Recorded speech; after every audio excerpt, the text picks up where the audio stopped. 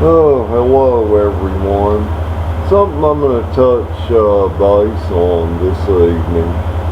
Only because, okay, I have a '89 Cadillac Brougham, and it has those came new with the 307 Oldsmobile V8.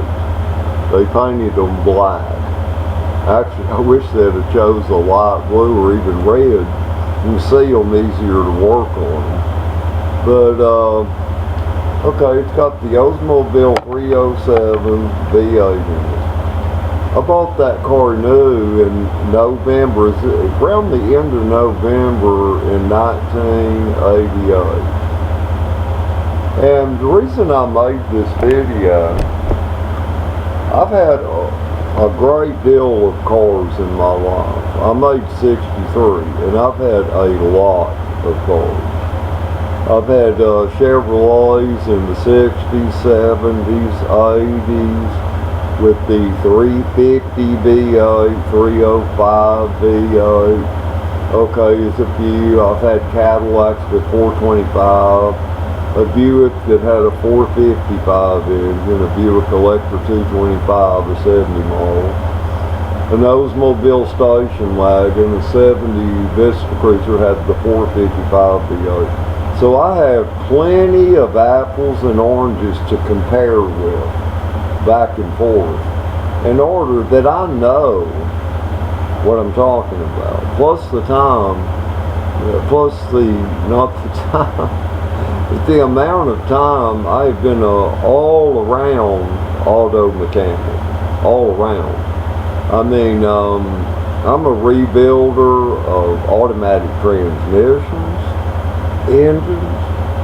I even rebuild alternators, air conditioner systems on cars, pickups, whatever. I'm complete round. Of all of it, long time or whatever. Recently, the accelerator pump in my electronic, or they call them the computer 4-barrel Quadrajet, on my 307 Oldsmobile in my Cadillac, it stopped working to where the car would start fine and all that, but you put it in gear, you accelerate, and the engine shuts off. The little plunger inside that Quadrajet that pushes the fuel down, so it comes out your fuel nozzles, goes into your intake. When that doesn't work, you can start it, but you have to pump them a lot for what little good that injection pump will do. But once you get them started, they'll idle good and all that. But you put them in gear or you even accelerate them at a standstill, the engine's going to die. Or it's going to try to die unless you release the accelerator quickly. Alright, so being I was studying, I had never rebuilt one of those computer Quadrajets that has the throttle position sensor needle in it with a 3-prong plug and the power piston activator with a 2-prong plug. Okay, so just before I take anything apart, I'm always willing to learn. I don't have the attitude, if I know it all, I'll do this, I don't need any help. No, I watched about 8 videos on it, other guys, professionals rebuilding those or whatever, and I was able to rebuild mine fine. And while I was doing this, I kept running into videos of people saying the same thing I heard on Mondello Oldsmobile 12 years ago, and also oldspower.com forum. Now, I'm not bad-mouthing these people, but here's what I am saying.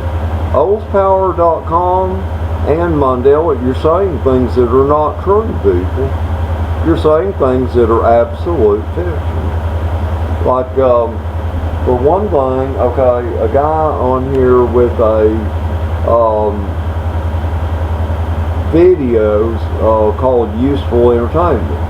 He was on there saying the old 307 is a small underpowered engine and came out with nylon cam gears. Now I know for a fact that that is not true. The old 307 all came out with cast iron cam gears, crank gears, and the timing chain gear set. It's cast iron. So that was a lie. And I even proved it wrong. He made his own video and got back to me and said, "Oh, Earl, you was right. It was nylon coated or whatever, but it's cast iron underneath." And I said, "That's not nylon coated. What that is non-drying paint. You know, paint that doesn't have hardener in it never dries. A lot of people don't know that. I paint cars also. Okay, they put a non-drying paint on there. The reason why they do this is to keep it from rusting when it's installed, because it's cast iron. Okay, and the paint is non-drying, so you can merely wipe it off before you install it on the engine. Okay, that's why the paint is non-drying. Now, in the past, cams, crankshafts, timing gears, they would just literally put thick bearing grease on them and then wrap them in plastic. I'm sure some of you have seen that if you've ever seen engine rebuild parts or whatever. But my purpose in this video is I'm going to clear up something that is just not true. Now, you can believe what you want to. Now, your 1980s 307 Oldsmobile engines, they did something good on those. They did put aluminum intake manifolds. That dissipates heat better. You will get better fuel flow into your intake valves. You will get better fuel flow that won't be as heated. And it does dissipate heat better. Okay, that was an improvement. But they stuck with the old cast iron long block. That block is made out of cast iron, and it's got cast iron heads. And now listen to this. Take note of what I'm saying here. Those heads are 30% taller than a 350 cast iron V8 engine of the same decade, or even earlier decade. So you got taller heads. Also, the deck height of that engine is taller.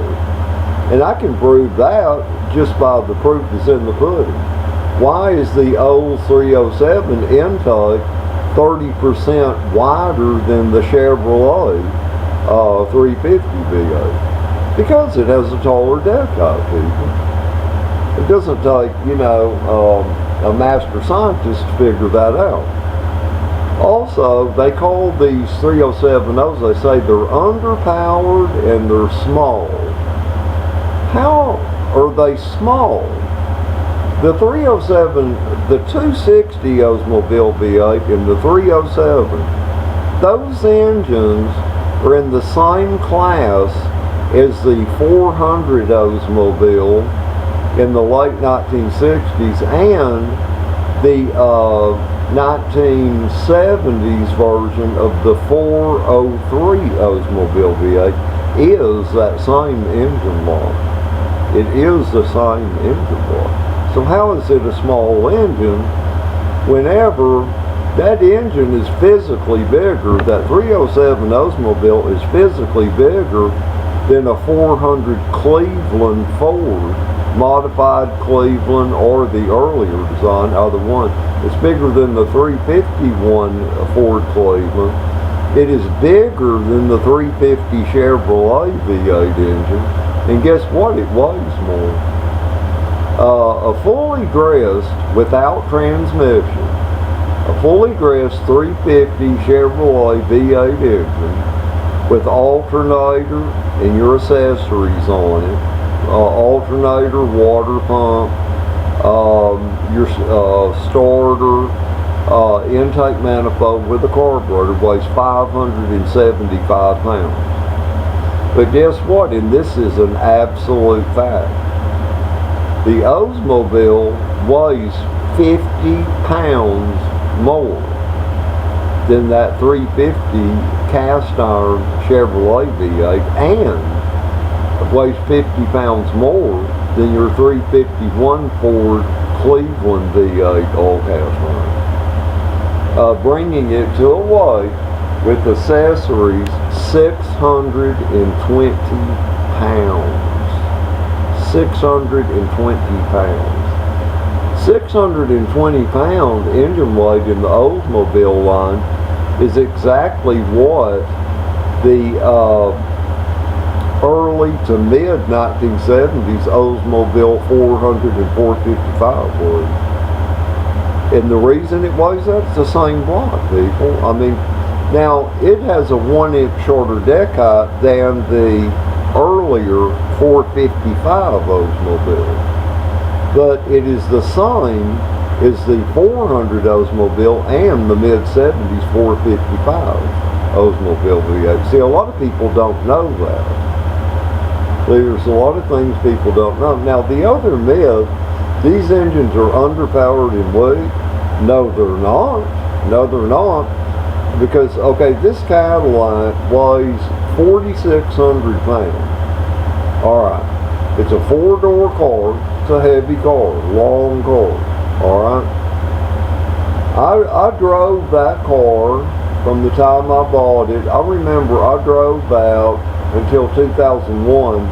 When I started, after 2001, I started locking it in my garage, and I bought me a couple of new pickups during that time. I had an 89 Lincoln. I wanted to preserve that Cadillac because it's so beautiful. It's white with burgundy leather. But during those years, I don't drive wimp cars. I remember I drove Houston freeways with that car. And Houston, the city of Houston, is a city with 800 square miles inside. It's similar to Los Angeles.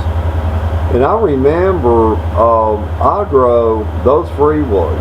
And when I would be in that car, from the time I would leave my house, after I bought that car new, the whole time I drove that until 2001, you know, as my daily driver, I would take off, get on the freeway and drive that car. I could pass cars easily. I never felt I had a weak engine or an underpowered engine.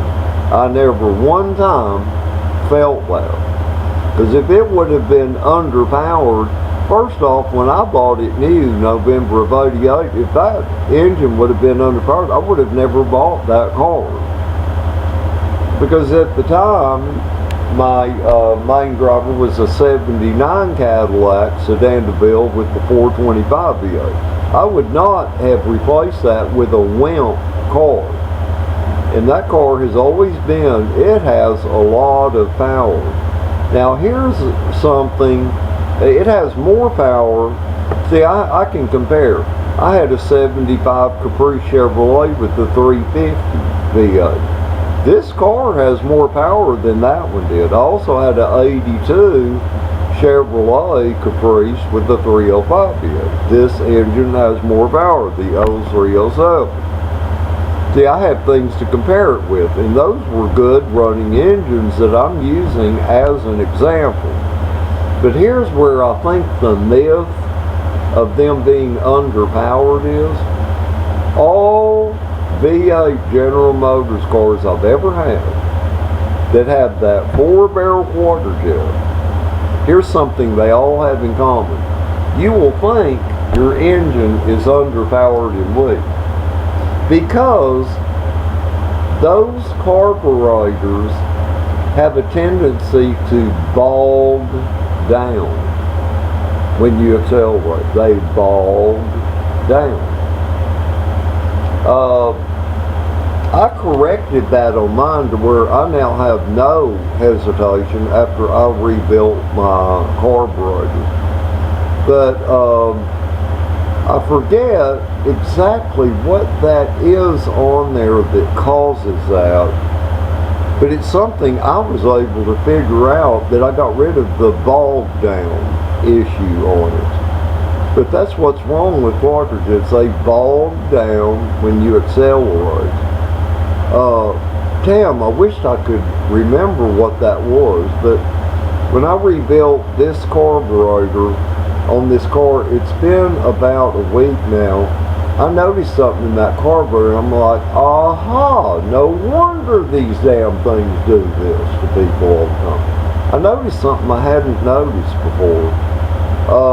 One of the things was the air horn gaskets that go on those carburetors.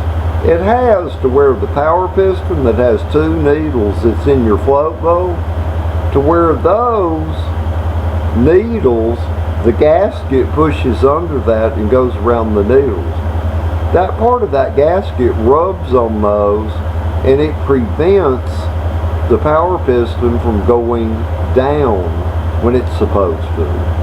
See, it always stays in the upright position all the time. But even on the 60s, 70s, 80s, I noticed this defect. And I discovered something.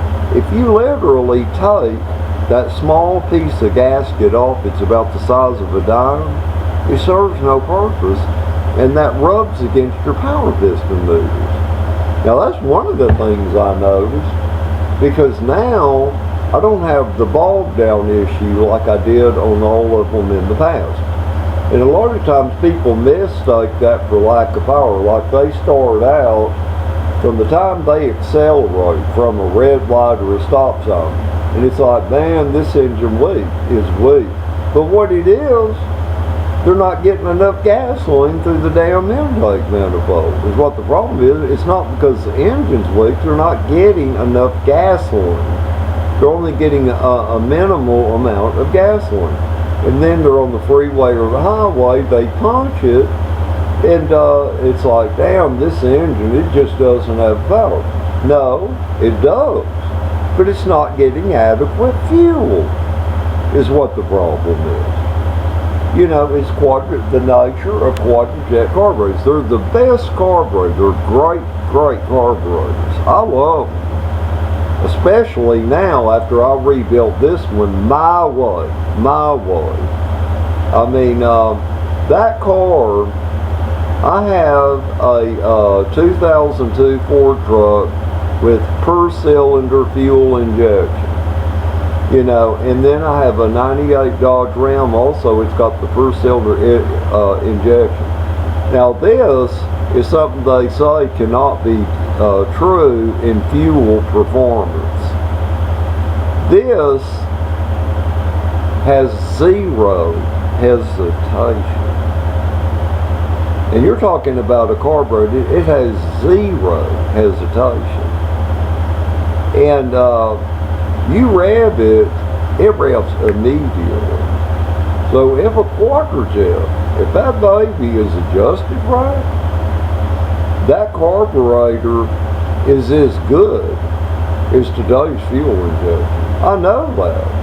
Either that or maybe I'm the first person to discover it, but with the right, you know.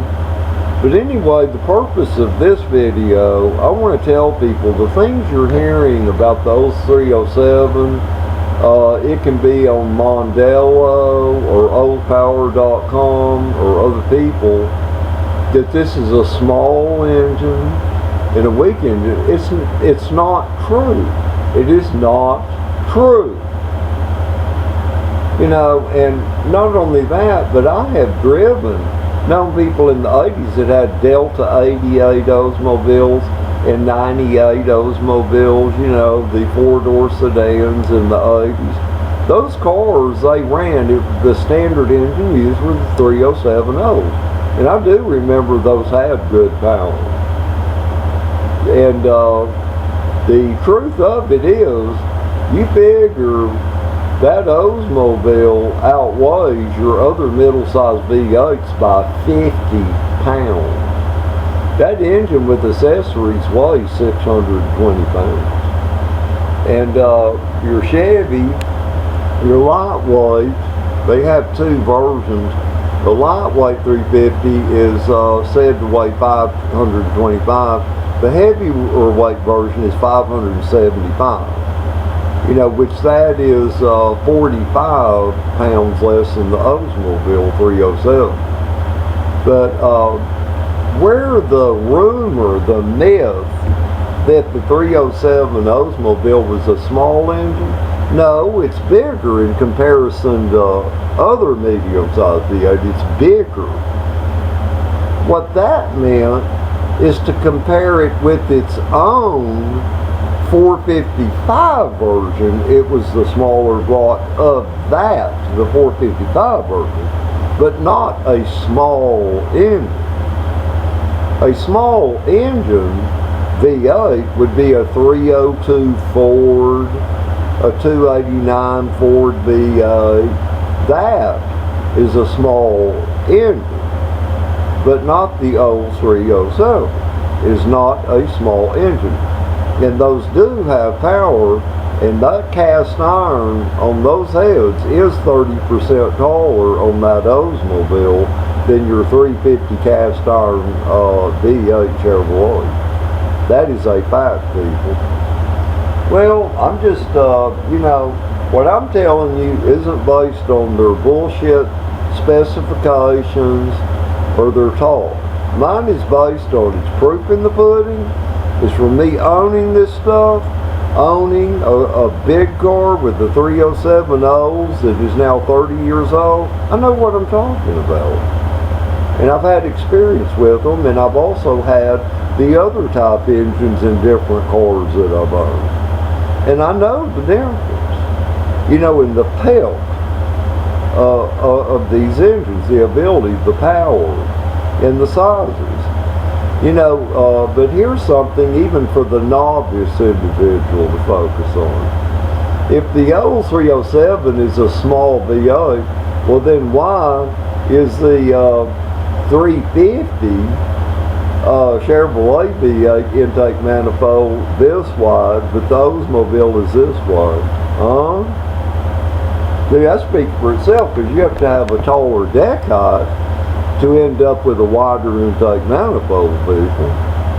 But anyway, I'll put this on the air or whatever, and hope everybody's doing good, and let me find the off switch.